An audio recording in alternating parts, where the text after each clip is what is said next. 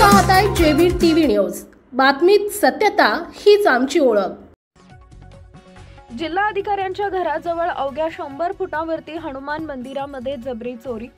धुळ्यात कडाक्याच्या थंडीचा चोरही लाभ घेत आहेत। धुळे शहरात सध्या कडाक्याची थंडी पडलेली असताना धुळे जिल्हाधिकाऱ्यांच्या घराजवळ अवघ्या 100 फुटावरती हनुमान मंदिरामध्ये जबरी चोरी झाली आहे।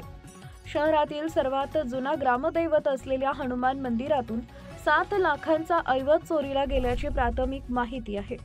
धुळे शहरातील पांजरा नदी किनारी असलेल्या पंचमुखी मारुती मंदिरात मध्यरात्री चोरी झाली असून या चोरीच्या घटनेमुळे नागरिकांमध्ये प्रचंड रोष निर्माण झाला आहे। हनुमानाचा डोक्यावर असलेला 22 ग्रॅम सोन्याचा टिळक, चांदीची छत्री, त्याचबरोबर दानपेटी चोरट्यांनी लंपास केल्या। तब्बल 6 ते 7 लाख रुपयांची चोरी असून वाढलेल्या थंडीचा चोरट्यांनी फायदा घेतल्याचं बोललं जात आहे। पहाटे मंदिराचे पुजारी आल्यानंतर चोरीचा हा प्रकार उघडकीस आलाय।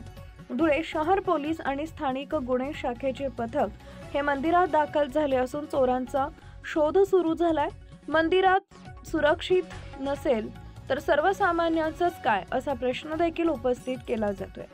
प्रतिनिधी परीक्षित परदेशी, धुळे। आपल्या परिसरातील महत्त्वाच्या बातम्या पाहण्यासाठी आजच आमच्या जेबी टीव्ही न्यूज चॅनलला YouTube वर सबस्क्राइब करा आणि बेल आयकॉन प्रेस करा।